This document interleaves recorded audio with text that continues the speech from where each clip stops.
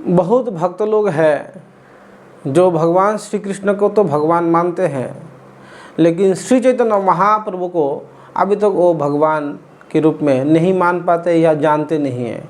उन सब भक्तों के लिए आज की छोटा सा प्रवचन है। श्री चैतन्य महाप्रभु जो श्री कृष्ण ही है या श्री हरि है, इसके प्रमाण कहाँ पे मिलते हैं, शास्त्र में इसके बारे में क्या वर्णन किया गया है, हम इसका जत किंचित वर्णन करने का प्रयास करेंगे। कृष्णदास कविराज गोस्वामी जो चैतन्य चरितामृत के लेखक, सबसे पहला श्लोक में यही वर्णन करते हैं, यद अद्वैतम ब्रह्म उपनिषदि तदपश्यतन वा ये आत्मांतर्जामी पुरुष इति स्वसांस विभव शर शरीरे पूर्ण यह भगवान स्वयमायाम न चैतन्यात् कृष्ण जगति परदत्तम परमिह। अर्थात शर शरीर पूर्ण भगवान श्री कृष्ण चैतन्य महाप्रभु, जिससे बढ़ के और कोई शक्ति नहीं है। भगवद गीता में भगवान बोलते हैं, मत्त परतरम नान्यत् किंचिदस्ति धनंजय मयि सर्वमिदं पुरतं सूत्रे मणिगणा इव। अर्थात मेरे से बढ़ के कोई तत्व नहीं है। श्री कृष्ण ही स्वयं श्री चैतन्य के रूप में आया है, इसीलिए कह रहा है कि श्री चैतन्य अर्थात श्री कृष्ण अर्थात श्री चैतन्य महाप्रभु से बढ़ के कोई तत्व और संसार में नहीं है। कैसा? कहते हैं कि जो ब्रह्म को ब्रह्मवादी उपासना करते हैं ज्योति के रूप में है, वो ज्योति भगवान श्री चैतन्य महाप्रभु के अंग कांति है, अर्थात ज्योति है, अंग की ज्योति है, वो अपूर्ण आराधना है। और परमात्मा के रूप में जो भगवान को ज्ञानी लोग, योगी लोग ध्यान करते हैं, ज्ञानी लोग ज्योति का उपासना करते हैं, योगी लोग परमात्मा का उपासना करते हैं हृदय में, बोलते वो परमात्मा श्री चैतन्य महाप्रभु के अंश मात्र है, कला मात्र है। और श्री चैतन्य महाप्रभु सरस शरीर पूर्ण अर्थात ऐश्वर्य समग्र वीर यश श्रिय ज्ञान वैराग्य शैव सन्नं भगवतिंगना, अर्थात समस्त प्रकार के ऐश्वर्य, इसीलिए भगवान को लक्ष्मीपति कहा जाता है। समस्त प्रकार शक्ति, इसीलिए भगवान श्री कृष्ण बाल काल में ही गोवर्धन धारण कर लिया है और बहुत सारी लीला किया, अगासुर बकासुर पुतना को वध किया है। उनसे शक्तिशाली कौन हो सकता है? जो ब्रह्मा शिव उनके चरण में नतमस्तक रहते हैं, तो साधारण जीव का क्या बात है। यश, उनके यश पूरा त्रिजगत में फैले हुए हैं। ज्ञान, वो महाभारत के युद्ध भूमि में अर्जुन को दो चार शब्द कह दिया और वही गीता के रूप में समस्त ब्रह्मांड में सबसे उच्च ज्ञान में स्थित है। तो उनका ज्ञान ऐसा है, जो युद्ध भूमि में इतना महान ज्ञान दे सकता है, तो बताइए उनके ज्ञान कितना हो सकता है।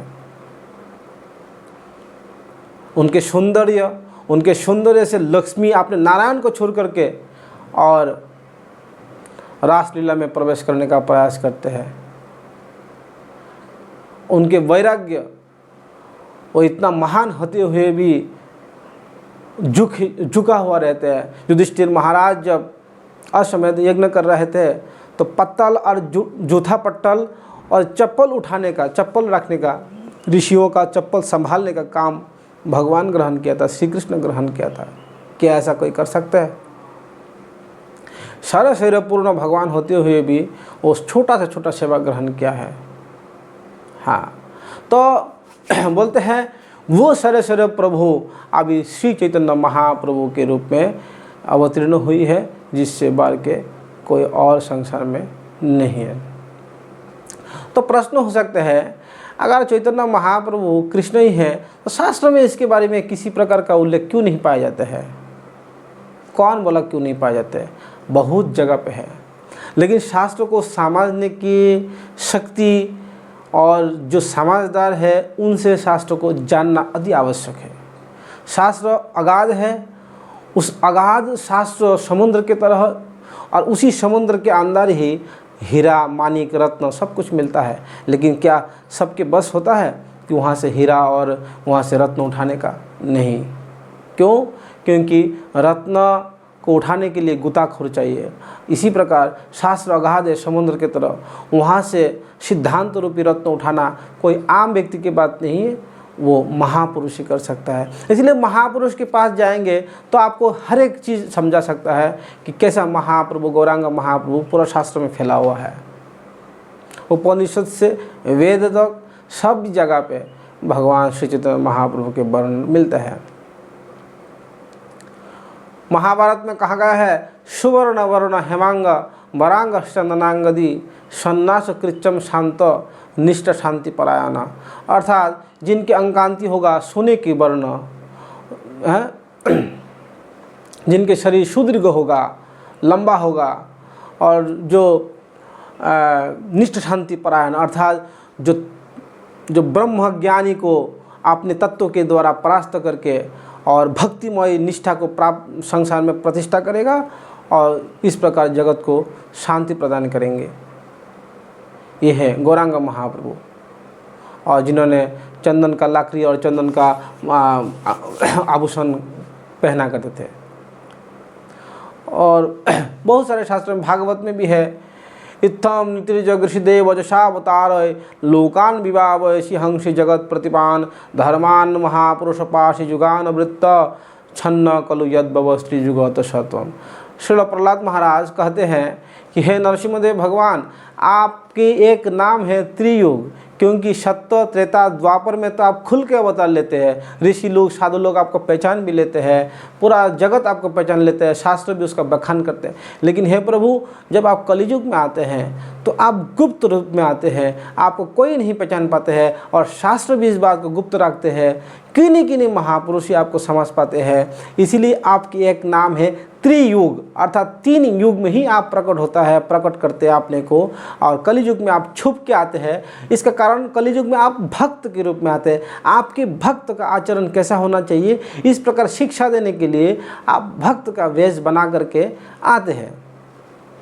इसीलिए आपको कोई समझ नहीं पा रहा है कि आप भगवान हैं या आप भक्त हैं। तो भक्त के रूप में क्यों आते हैं, इसके बारे में कृष्णदास कविराज गोस्वामी कहते हैं कि अनर्पित चरीम चिरात करुणाय अवतीर्ण कलु समर्पयत उन्नतोज्जल रसाम स्वभक्ति श्रियम हरि पुरट सुंदर दुति कदम्ब संदीपित सदा हृदय स्कंदरे स्फुरत व सचिनंदन। बहुत दिन से भगवान श्री कृष्ण अपने निजी प्रेम, गोलोक वृंदावन की निजी प्रेम इस जगतवासी को दिया नहीं है। इसका एक कारण है, भगवान कृष्ण हर द्वापर में और भगवान श्री चैतन्य महाप्रभु हर कलियुग में नहीं आते हैं। जब जिस कलियुग में जिस द्वापर युग में श्री कृष्ण अवतीर्ण होते हैं, उसके ही कलियुग में भगवान श्री चैतन्य महाप्रभु के रूप में फिर कृष्ण आते हैं। अर्थात 28वां कलियुग के शुरू में ही जो है महाप्रभु आते हैं, और 28वां द्वापर के अंत में भगवान श्री कृष्ण आते हैं। अर्थात भगवान कह रहा है श्री कृष्ण कि बहुत दिन हो गया मैं अपने निजी प्रेम इस जगतवासी को दिया नहीं है, इसीलिए इस करुणा के कारण मैं अवतीर्ण होकर अपना निजी प्रेम देना चाहता हूँ। करुणाय अवतीर्ण कलु समर्पयतुम उन्नत उज्ज्वल रसाम स्वभक्ति श्रियम। आपने श्रेष्ठ प्रेम भक्ति जो उन्नत है, सबसे ऊंची जगह से लिया आया गया है, गोलोक वृंदावन से। गोलोक एरो प्रेमदन हरिनाम संकीर्तन, जो हरिनाम संकीर्तन हमें दिया है गौरांग महाप्रभु, वो गोलोक वृंदावन के प्रेमदन है। हाँ, और उज्ज्वल, उज्ज्वल मतलब श्रेष्ठ है, सर्वश्रेष्ठ, जिससे श्रेष्ठ और कोई नहीं है। हरि ही पुरट सुंदर धुति कदम्ब संदीपित, सदा हे हरि, वैसा हरि हमारे हृदय रूप गुफा में सदा हृदय स्कंदर स्फुरत व सचिनंदना। श्री कृष्णदास कविराज गोस्वामी प्रार्थना करते हैं, हम सबके हृदय में सचिनंदन रूपी सिंह हृदय रूपी गुफा में निवास करें। देखिए, जंगल में शेर रहते हैं, गुफाओं में गुफा अंधकार होता है, ठंडक होता है, बचाव होते हैं, इसीलिए गुफा में शेर अपने मस्त में रहते हैं। गुफा में रहना उसका पसंद भी है। तो हमारे हृदय रूप गुफा अत्यंत मलिन है, अंधकार भी है। उसमें जब भगवान सिंह रूप भगवान गौरांग महाप्रभु रूपी सिंह जब हमारे हृदय में रहेगा तो हमारे हृदय से काम आदि विकार सब कुछ दूरीभूत हो जाएगा। जैसा कि शेर जिस गुफा में रहते हैं उस जंगल के आसपास के कोई किलोमीटर तक कोई साधारण जानवर नहीं रह सकता है। इसी प्रकार हमारे हृदय में जो छुपे हुए काम क्रोध आदि विकार हैं वो गौरांग महाप्रभु की कृपा से सब दूरीभूत हो जाएगा। तो इसके एक गौण कारण है कि महाप्रभु कलियुग में क्यों अवतीर्ण हुई है। इसके एक गौण कारण है कि बहुत दिन से जगतवासी को कृष्ण प्रेम प्रदान नहीं किया गया है। वही कृष्ण प्रेम निजी प्रेम दान करने के लिए अपने भक्त के रूप में अवतीर्ण हुई है। अभी वो चैतन्य महाप्रभु कौन है, इसके बारे में श्रील कृष्णदास कविराज गोस्वामी थोड़ा बहुत डिटेल्स करते हैं कि राधा कृष्ण प्रणय विकृति हलादिनी शक्ति रस्मात् एकात्मानो अपि भूमिपुरा देहवदम गदतो चैतन्याख्याम प्रकट मधुना तद्यम चैक्यमाप्तम राधा भाव धृति सुबोलितम नौमी कृष्ण स्वरूपम। अर्थात कृष्णदास कविराज कह रहा है कि राधा कृष्ण प्रणय विकृति, राधा और कृष्ण दोनों एक ही है, लेकिन अनादिकाल से दोनों अलग अलग रूप में एक दूसरा को प्रसन्न करने के लिए अलग अलग रूप में रह रहा है। ठीक है, अभी बहुत दिन हो गया फिर से इन दोनों को एक होने का इच्छा हुआ है। राधा कृष्ण प्रणय विकृति हल्लादिनी शक्ति अस्मात् एक आत्मानो अपनी भूमि पूरा देहवदम गदतो। अभी इनको इच्छा हुआ फिर से जुड़ने के लिए आपने को श्री कृष्ण चैतन्य महाप्रभु के रूप में दोनों एकत्रित हो गया है और कलियुग के प्राणी को कृपा करने के लिए फिर से अवतीर्ण हुई है। चैतन्याख्यम प्रकट मधुना तद्देम चिक्कमाप्तम, ये चैतन्य महाप्रभु के रूप में वर्तमान अवतीर्ण हुई है।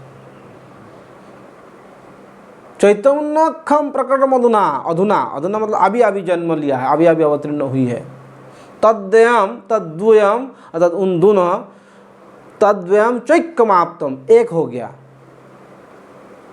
देहवदम तद्वयम चैक्यमाप्तम दोनों एक साथ हो गया।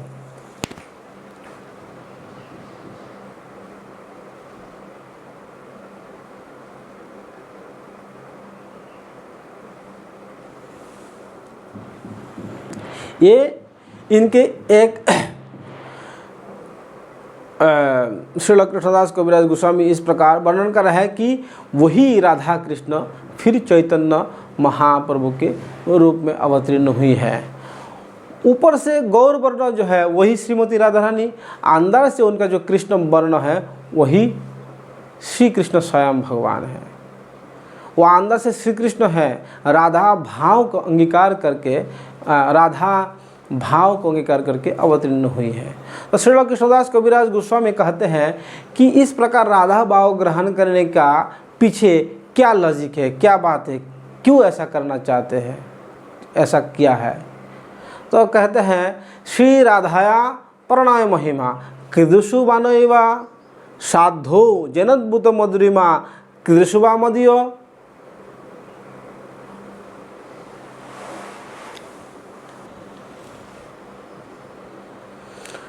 सखान चस्सा मदन भवत कृषम व्यतिलोबा तद्भावड्ड समझनी सची गर्भ सिंधु हरिंदु। तो राधा रानी की प्रेम कैसा है, राधा रानी का प्रेम कैसा है। पहला प्रश्न तो श्री कृष्ण के मन में ये आया कि राधा रानी के प्रेम कैसा है, क्यों ऐसा भाव आया। क्योंकि श्री कृष्ण सर्वाकर्षक है, कर्षयति कृष्ण आकर्षण कर लेते हैं सबको, लेकिन राधा नाम श्री कृष्ण को भी आकर्षण करते हैं। कृष्ण के रूप समस्त जगत को आकर्षित करते हैं, लेकिन राधा की रूप कृष्ण को भी आकर्षण कर लेते हैं। श्री कृष्ण के शरीर की अंग गंध इतना उत्तम है कि समस्त देवता लक्ष्मी सब को आकर्षित कर लेते हैं, लेकिन श्रीमती राधा रानी की जो अंग कांति के जो सौरभ है वो श्री कृष्ण को तक आकर्षण कर लेते हैं। इसीलिए श्री कृष्ण जानना चाहते हैं कि राधा रानी में ऐसा क्या है। श्री राधाया प्रणय महिमा कीदृशुभा, राधा रानी के प्रेम में क्या शक्ति है वो मैं जानना चाहता हूँ। और साधो जनद्भुतो मधुरिमा कीदृशुभा मदीय, मुझ में ऐसा क्या विशेष शक्ति है, क्या विशेष आनंद है, क्या विशेष रस है कि राधा रानी मेरे पीछे हमेशा पड़ा रहता है। अर्थात राधा मुझे हमेशा प्रेम करते हैं। और तीसरा जो श्री कृष्ण के मन में ऐसा क्वेश्चन आया है कि श्रीमती राधा मुझे प्रेम करके कोई तो आनंद अनुभव करते हैं, तभी वो मेरा पीछे पड़ा रहता है। वो आनंद कैसा है, अर्थात राधा रानी मुझे प्रेम करके क्या आनंद अनुभव करता है, तद भावड समझनी, उस भाव को मुझे जानना है। और इसके लिए मुझे क्या होना पड़ेगा, शची गर्भ सिंधु हरिंदु, उसके लिए मुझे सची माता का गर्भ में जाना पड़ेगा। अर्थात मुझे गौरांग के रूप में, अर्थात मुझे भक्त के रूप में अवतीर्ण होना पड़ेगा। अर्थात श्रीमती राधा रानी में कैसा प्रेम है और मुझ में ही क्या विशेष आनंद शक्ति है, और श्रीमती राधा रानी में क्या प्रेम का ताकत है जो मुझे खींच लेता है, और मुझ में ही क्या आनंद है कि राधा रानी मुझे हमेशा प्रेम करके आनंद अनुभव करता है। तो मुझ में भी कुछ विशेष शक्ति तो है, और राधा मुझे प्रेम करके क्या आनंद सुख अनुभव करते हैं, उन तीन तत्वों को मुझे जानना है।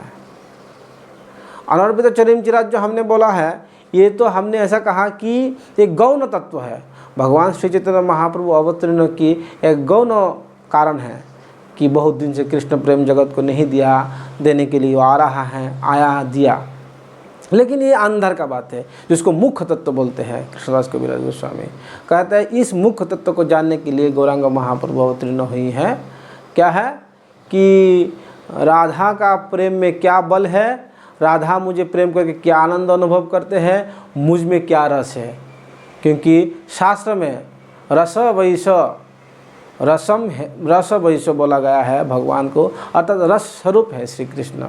तो रस स्वरूप जो है, उस रस को जो आनंद, जो रस पान करते हैं वो रसिक होता है, वो आनंद अनुभव करता है।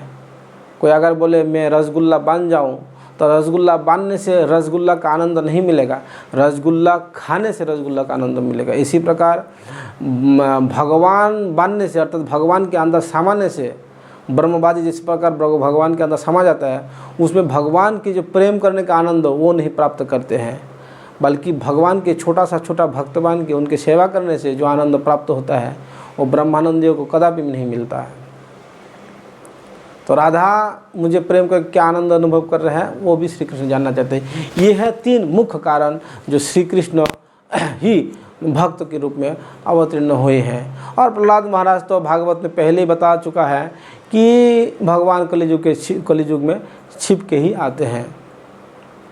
नवयुगेश्वर के प्रश्न के उत्तर में जब निमि महाराज करभाजन ऋषि को प्रश्न किया, नवयोगेंद्र को प्रश्न किया, तो उनमें से करभाजन ऋषि ने उत्तर दिया कि कलियुग के भगवान के बारे में,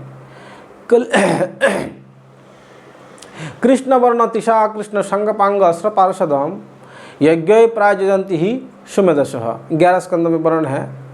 तो बोलते हैं भगवान श्री कृष्ण वर्ण अर्थात नील श्याम वर्ण है, लेकिन वो कृष्ण ही कलियुग में तिशा कृष्ण, उनके शरीर के कांति अकृष्ण, कृष्ण के विपरीत जो है, अपोजिट जो है अकृष्ण, सफ़ेद नहीं है, गोल्डन। ये अद्भुत है, इसीलिए कृष्ण वर्ण तिशा अकृष्ण कहा गया। अकृष्ण का अर्थ ही है गोल्डन कलर, अर्थात डायरेक्ट सफ़ेद का कृष्ण वर्ण तिशा सफ़ेद नहीं कहा, सादा या डबल नहीं कहा गया है। अकृष्ण का अर्थ गौर वर्ण अर्थात सोने के वर्ण, सोना।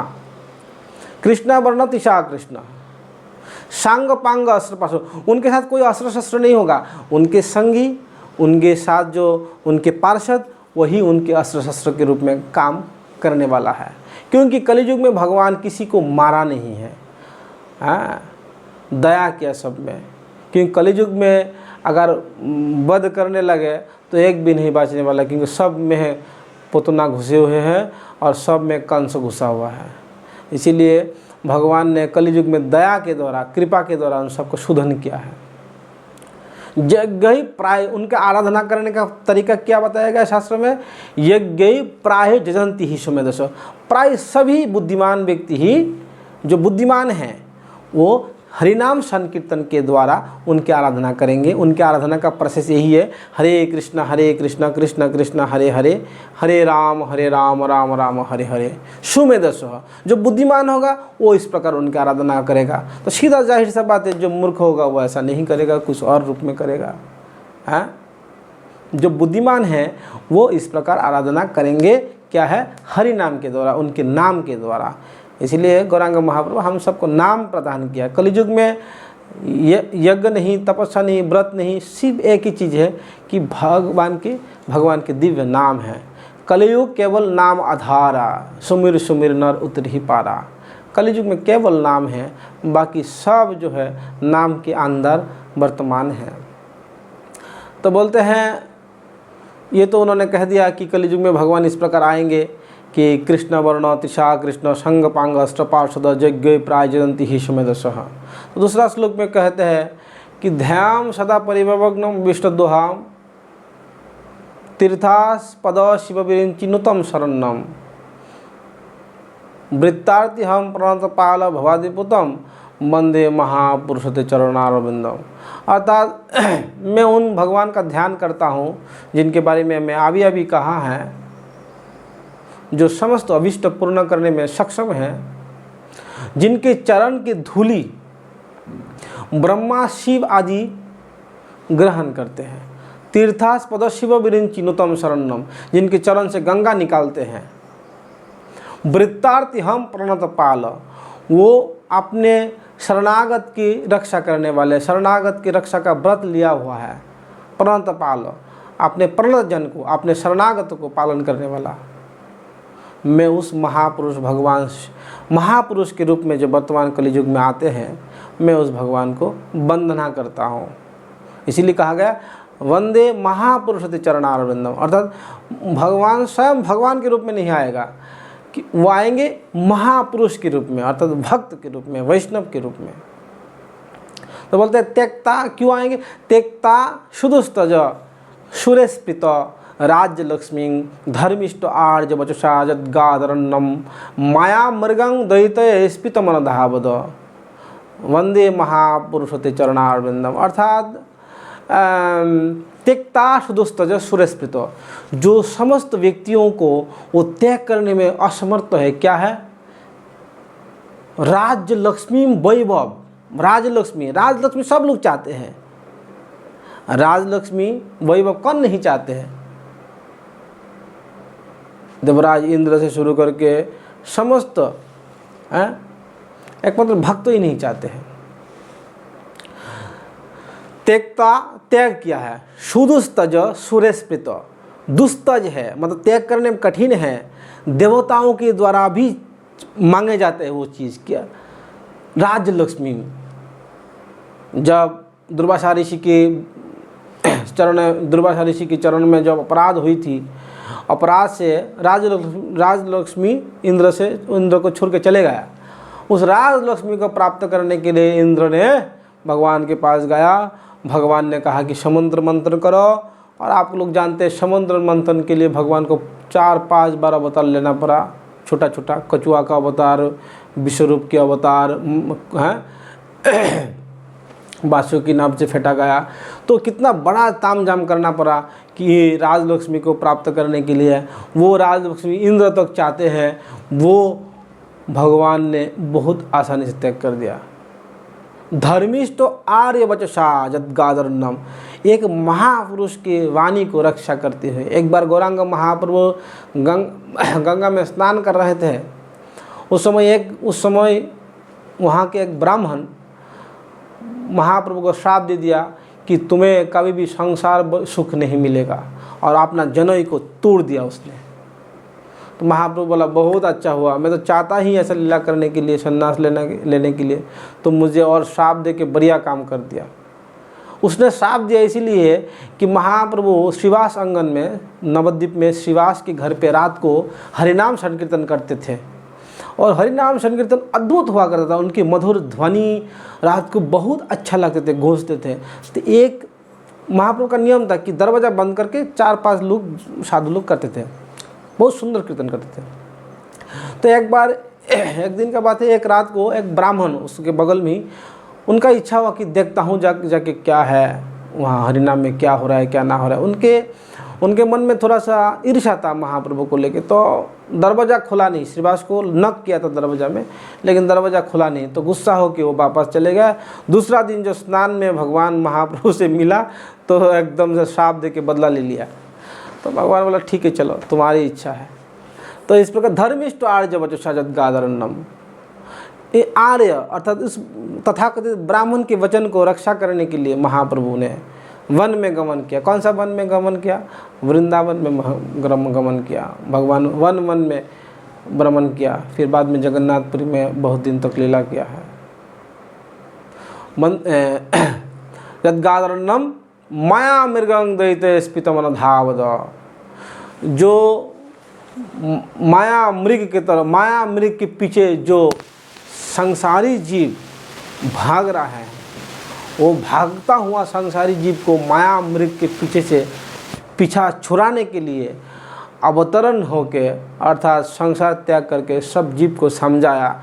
माया मृग मतलब जो कृष्ण भक्ति विहीन वो जीवन यापन कर रहे हैं, उनको कृष्ण भक्ति की ओर लाने के लिए महाप्रभु ने उनको शिक्षा देने के लिए आपने वन स्वीकार किया, वन गमन स्वीकार किया है। और वन गमन करके यही कार्य किया कि जगतवासी को कैसा भक्ति में लगाया जाए। मैं उस भगवान को जो अभी भक्त के रूप में आया है, मैं वो महापुरुष को वंदन करता हूँ। तो ये भी भागवत में बतलाया गया है। और यदा पश्यते रुक्म वर्णा कर्ता रमेश पुरुषम ब्रह्मजुनिम, ये भी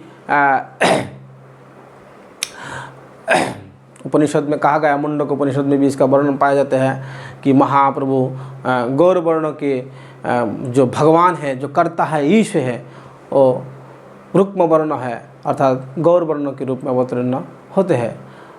तो इस बहुत जगह पे उपनिषद में भी है, पुराणों में भी है, महाभारत में भी है, भागवत में भी है, चैतन्य चरितामृत में श्री कृष्णदास कविराज गोस्वामी उसका वर्णन किया है, और बाकी बहुत सारे जगह पे मैं इसके बारे में एक संकलन भी निकाला। बहुत जगह पे इसका वर्णन है महाप्रभु का कि वो स्वयं भगवान है। इसमें जो अन्यथा मानते हैं, जिसके मन में कुछ डाउट है, और डाउट क्लियर करने के लिए किसी साधु के पास जाए, डाउट लेके बैठे ना, और जिसके पास डाउट तो है और क्लियर भी नहीं करना चाहते और उसका उपहास करते हैं, तो वो नरकगामी हो सकता है। इसीलिए सावधान रहना। भगवान श्री चैतन्य महाप्रभु और श्री कृष्ण में किसी प्रकार का अंतर नहीं है, इस बात को भली भांति समझना साधकों को अति आवश्यक है। अभी ये महाप्रभु किस उच्च प्रेम दिया है, किस प्रकार का प्रेम दिया है, इसके बारे में तो हम इसमें नहीं बता सकते, बहुत लंबा हो जाएगा। इसका और एक अलग टॉपिक हो सकता है, क्योंकि महाप्रभु गौरांग देव जो प्रेम शिक्षा दिया है जगत को, वो सर्वोत्तम है। वो किस प्रकार सर्वोत्तम है,